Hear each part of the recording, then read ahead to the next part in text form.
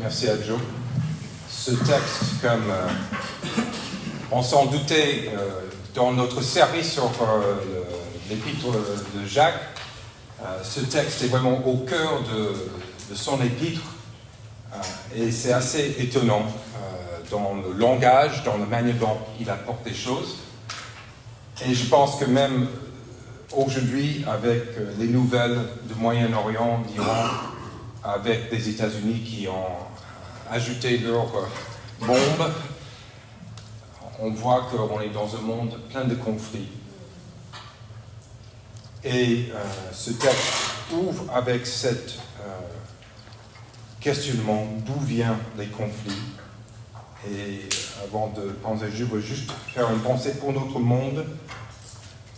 Et on le voit que ces conflits viennent non pas de l'extérieur, c'est pas parce qu'il y a un ennemi là-bas, c'est parce qu'on désire, on veut quelque chose et on pense que c'est à notre droit de le prendre. Donc on a besoin d'être conscient de ces choses et de vivre en humilité, et on va voir ça à travers le message d'aujourd'hui. Pour ceux qui sont là pour la première fois ou pour ceux qui sont là déjà plusieurs fois, on est dans cette série dans l'épître de Jacques. On avait donné cette notion comme thème une vie chrétienne cohérente. Une vie chrétienne cohérente. Ça veut dire que ce qu'on fait et ce qu'on dit soit conforme à l'un et l'autre. Une vie cohérente entre ma foi et mes œuvres. Entre mon attachement à Jésus-Christ et mes attachements dans le monde. Une cohérence aussi entre la manière dont Jésus m'a accueilli. Je pense que c'est toujours incroyable de réaliser que Dieu, Christ nous a accueillis comme nous sommes. Il ne veut pas que nous restons comme nous sommes, parce qu'il veut nous transformer, mais il nous accueille. Et est-ce que je fais ce même accueil pour les autres? Il faut penser à cette vie cohérente. Et aujourd'hui, ce texte va nous plonger dans le cœur de ce message, le cœur de cette vie cohérente, ce qui est nécessaire pour vivre cela. Le texte découpe facilement en 4 parties. On va d'abord regarder rapidement ces 4 parties, et puis je vais mettre l'accent sur le deuxième partie qui est vraiment le cœur du message, et qui mérite un peu plus de temps pour développer. Mais d'abord, versets 1 à 3, la source de nos conflits. Le texte dit clairement, ça vient de nous-mêmes. C'est nos passions. Et dans ce mot qui est utilisé pour passion, c'est le mot qu'on a ramené en France, c'est hédoniste. C'est de vivre pour le plaisir, et que le plaisir. Et ce qui est intéressant, c'est que Jacques adresse ce texte non pas à des non-croyants, non pas à des personnes en dehors. Comme j'ai dit, j'ai commencé, on peut penser à les conflits dans notre monde, mais il adresse ça aux personnes qui reçoivent des lettres, aux personnes qui s'est données à Jésus-Christ. Il est en train de dire qu'il y a des conflits parmi vous. Et ces conflits parmi vous viennent non pas de quelque chose d'extérieur, mais de ce qui est intérieur. Le lien avec le contexte, c'est qu'on vient juste de finir avec ce verset 18, chapitre 3, où c'est écrit « Le fruit de la justice est semé dans la paix par ceux qui travaillent à la paix. » Et tout de suite, il dit « Mais d'où viennent les conflits ?» Donc, on a ce contraste constant dans la vie chrétienne entre ce qu'on sait qu'on doit vivre et aussi ce qui surgit de l'intérieur de nous. L'homme qui est livré à ses passions, l'homme comme moi, et je vais revenir, l'homme qui est livré à ses passions voit autour de lui des personnes qui l'empêchent d'avoir ce qu'il désire. Au sein de la communauté, ceci est présent. C'est vrai. Je peux déjà, et je ne vais pas lister tous les fois, mais les moments où, moi, dans ce que je voyais, ce que je voulais, je me suis énervé, j'ai entré en conflit parce que j'arrivais pas à faire ce que je voulais faire. Et pour ceux qui ont été touchés par ça, je vous demande encore pardon pour ça. On doit réaliser que ces conflits viennent parce qu'on n'arrive pas à avoir ce qu'on pense qu'on doit avoir. Et la solution qui est donnée là, dans ce texte, le problème, c'est parce qu'on ne demande pas correctement, on ne demande pas on ne place pas notre requête à la bonne place. D'abord, il faut demander à Dieu, remettre les choses à Dieu, être soumis à lui.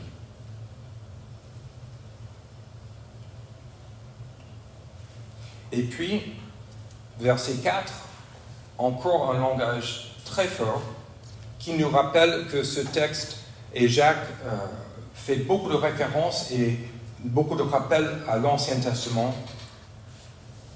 Il dit, et je pense que ce n'est pas juste en continuité avec ce qui a été avant, mais c'est un peu en cumulant tout ce qu'il a dit jusqu'à là, il les appelle adultères. C'est très fort ça. De dire à une communauté, vous êtes adultère. Et donc il faut comprendre ça, il faut comprendre que la raison pour laquelle il dit ça, c'est pour vraiment mettre cet accent sur qu'est-ce qui se passe dans nos cœurs. Qu'est-ce qui se passe là? Et de réaliser, c'est que Dieu a un attachement à nous qui est tellement fort et qu'on vit d'une manière non conforme à cette réalité de cette relation-là, c'est de commettre un adultère. On va revenir sur ça. Et donc, la solution sur cette attitude, c'est de réaliser qui est Dieu et de devenir entièrement soumis à lui. Au cœur de la vie chrétienne cohérente, être entièrement soumis à Dieu et humble. Comme je dis, on va revenir sur ça. Et juste les deux dernières parties, ça découle de cette partie, deuxième partie, la manière dont notre soumission à Dieu, notre entière soumission à Dieu, et l'humilité s'exprime dans nos relations. Et on voit ça, on saute parce que ça, ils disent, ne dites pas, le verset 11, ne dites pas mal du mal les uns les autres, frères et sœurs. Celui qui parle contre un frère ou qui juge son frère parle contre la loi et juge la loi. C'est de se mettre à la place de Dieu, ce qu'il est en train de dire. Et donc, cette humilité qui vient de réaliser qu'est-ce que Dieu veut de nous, ça change nos relations. Mais non seulement nos relations, mais aussi la manière dont on fait nos projets. D'être soumis à Dieu, ça veut dire que non, on ne peut pas dire demain je fais ça, et après demain je fais ça, et après demain je fais ça. On doit dire si Dieu veut. Si Dieu veut. Et aussi, à l'intérieur de ça, comme le texte termine, verset 17, si donc quelqu'un la manière dont notre soumission à Dieu et l'humilité s'expriment dans nos projets. Et ça termine avec cette notion, si donc quelqu'un sait faire ce qui est bien et ne le fait pas, il commet un péché. Et ça, c'est un enseignement important sur le péché n'est pas simplement ce qu'on fait, mais aussi ce qu'on ne fait pas, l'omission. Et donc, le texte nous montre ça. Maintenant, pour revenir au cœur du message et au cœur de ce texte, versets 4 à 10.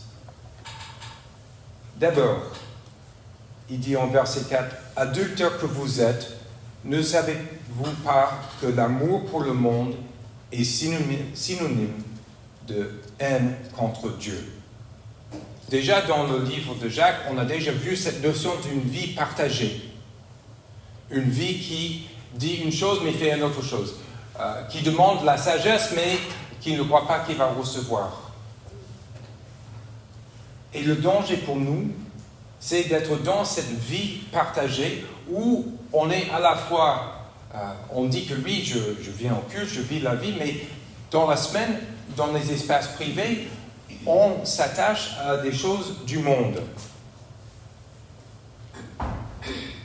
Et quand on vit comme ça, quand on agit comme ça, Dieu considère ça comme adultère.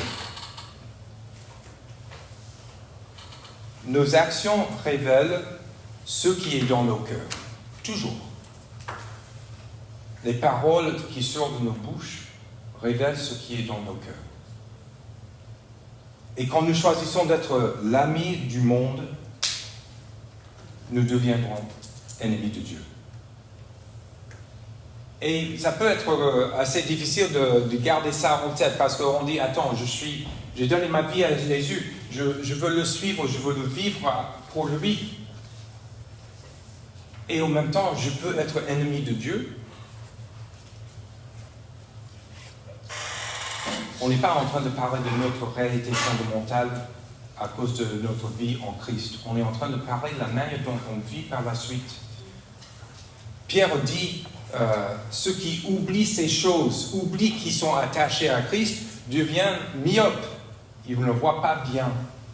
Et Jacques est en train de dire la même chose.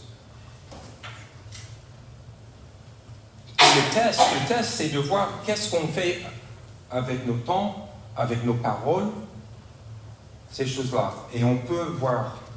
Mais au-delà de ce côté négatif qui fait peur, on a ce message extrêmement encourageant. C'est notre valeur aux yeux de Dieu et l'Esprit qui habite en nous. C'est incroyable ça.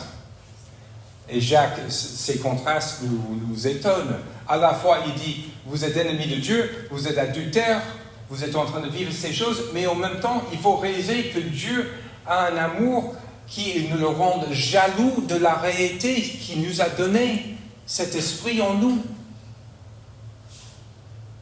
Et je pense parfois qu'on pense à la manière de vivre quand on vit d'une manière partagée, c'est parce qu'on a oublié que l'Esprit de Dieu habite en nous. Il est toujours là. Et quand Dieu voit ces créatures créées dans son image et aussi rachetées par Jésus-Christ, quand il voit ça, il dit, ça le rend jaloux. Il dit, je veux que vous soyez entièrement à moi.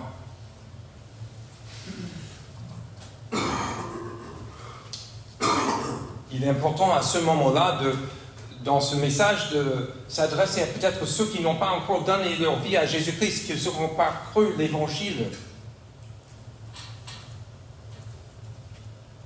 Pour vous, c'est de réaliser que cet amour de Dieu, ce désir de Dieu de nous renouveler, de pardonner nos péchés et de rétablir cette relation avec lui, c'est quelque chose qui est offert maintenant. Peut-être que vous êtes en train de penser à la manière dont vous êtes amis avec le monde.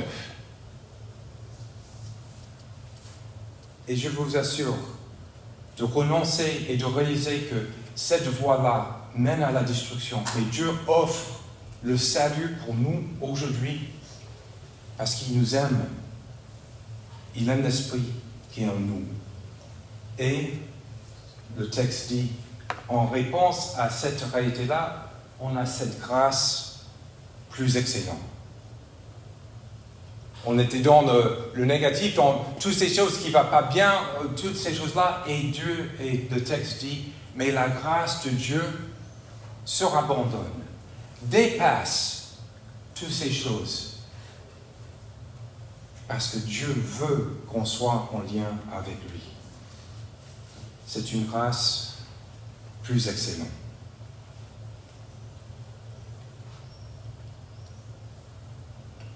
Et le texte termine en verset 6, cette partie-là. Cependant, la grâce qu'il accorde est plus grande encore. C'est pourquoi l'Écriture dit, Dieu s'oppose aux orgueilleux, mais fait grâce aux humbles.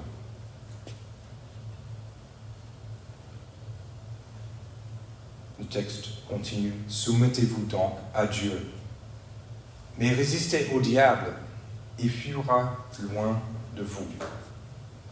C'est intéressant, dans cette progression maintenant, Jacques a posé cette réalité qu'on peut avoir ces deux réalités, les passions déréglées qui sortent, une soumission entière à l'esprit, et le diable qui est dans tout ça. À la fois, le péché vient de l'intérieur de nous, mais aussi le diable rôde. Le diable est là pour amplifier, pour faire qu'on veut aller encore plus dans cette voie qui mène à la destruction. Et Jacques veut dire qu'il y a des ressources dans notre foi, dans la réalité de la grâce de Jésus-Christ, où on peut aussi faire fuir le diable de nous. Et ça, c'est une bonne nouvelle. Et quand on fait cette réalité-là, qu'on va nous mettre devant Dieu et on se soumet à Dieu, il nous transforme. Notre réponse, être soumis à Dieu est humble.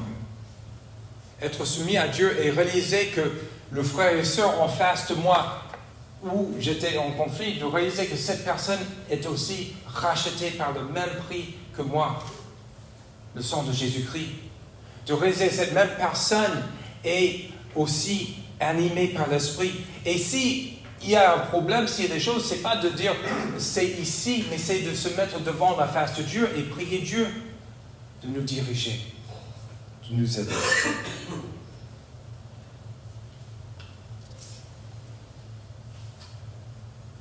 Et ensuite, Jacques va développer les attitudes de la repentance. Notre réponse, la repentance. Écoutez ce qu'il dit. Approchez-vous de Dieu, il se approchera de vous. Nettoyez vos mains, pécheurs. Ça veut dire que ça, c'est des actes extérieurs, de dire on s'arrête, mais en faisant ça, purifiez votre cœur, homme partagé. Ayez conscience de votre misère, soyez dans le deuil et dans les larmes, que votre rire se change en deuil et votre joie en tristesse. Cette attitude de repentance, de nouveau, c'est très intense, n'est-ce pas? On est sur une attitude là, mais cette repentance n'est pas parce qu'on a peur et on ne sait pas ce que Dieu va faire, parce qu'on sait déjà ce que Dieu a fait. Christ est mort. Il est ressuscité. Le pardon des péchés est là. Et donc, de revenir et dire, oui, regarde, à nouveau, je vois ces réalités en moi. Et à nouveau, je donne ma vie. On parle de la joie ici. Il faut reconnaître que la joie ici, c'est la joie du péché, qui n'est pas... Il y a une joie dans ça, une joie qui est passagère, mais il y a une joie qui vient de notre salut, qui est un autre type de joie. En pensant à cette question de repentance, j'ai trouvé cette citation de J.I. Packer, que je trouve très utile, parce qu'on va se demander... je comprends, je dois être conscient de mon péché, du fait que encore je peux m'égarer, et comment je vis ça. Et donc, J.I. Packer, la repentance consiste à se détourner de ce que l'on connaît de son péché. Et il faut capter la nuance là, c'est on ne connaît pas tout notre péché, frères et sœurs. Tout n'est pas dévoilé de ce qui est dans nos cœurs. Même nous ne le savons pas. Mais la repentance, c'est de dire, ok, je vois ça, Dieu, je vois jusque là, c'est ça que je vois. Et donc, et c'est pour donner tout ce que l'on connaît de soi-même. De nouveau, notre connaissance de soi-même est aussi limitée. Et donc, à chaque fois, on doit réaliser que c'est quelque chose qui grandit. Donc, la repentance consiste à se détourner de ce que l'on connaît, de son péché, pour donner tout ce que l'on connaît de soi-même à tout ce que l'on connaît de son Dieu. C'est-à-dire que toutes ces compréhensions sont des choses qui sont en train de progresser et grandir au fur et à mesure que notre compréhension de ces aspects grandit. La pratique de la repentance doit également s'élargir. Martin Luther, quand il a écrit cette thèse pour parler qui était le début de la réforme, la première thèse, c'est la vie des chrétiens, c'est une vie de repentance. Et comme on a déjà parlé de ça, et on a déjà résumé ces choses, on est simultanément pécheur et justifié. Les deux choses au même temps, et aussi toujours repentant. Toujours dans cette attitude.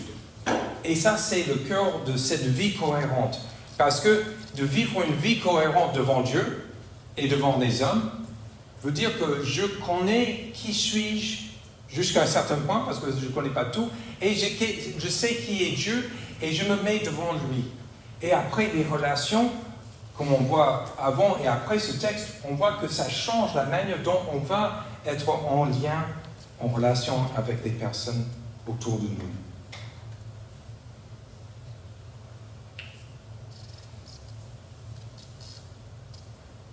Le verset 10 dit « Humiliez-vous devant le Seigneur, et il vous élèvera. » C'est la promesse. Et c'est là où nous sommes.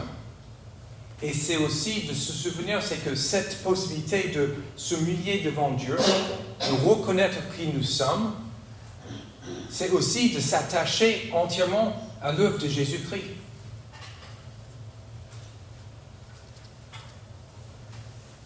En quelques minutes, nous allons partager ce repas du Seigneur. Nous allons à nouveau dire oui à Jésus-Christ.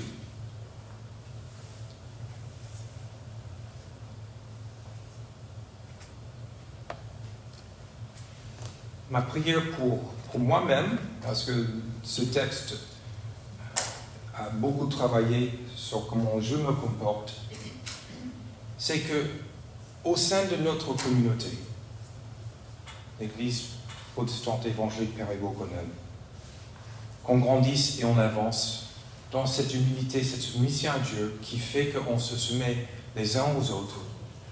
Et cette communauté après va rayonner et accueillir encore plus de personnes qui vivent la même chose. Amen. Amen. Prions.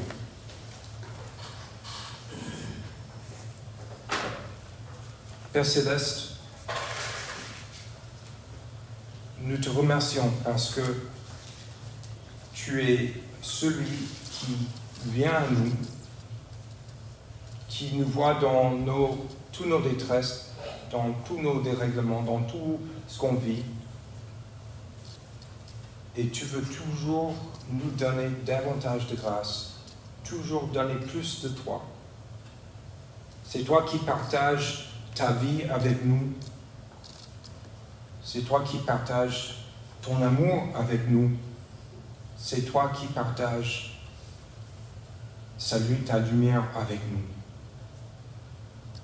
Et à cause de ça, on peut voir qui nous sommes, reconnaître toujours notre besoin pour toi, de s'appuyer entièrement sur l'œuvre de Jésus-Christ qui est finie, et de vivre pleinement cette vie que tu nous donnes.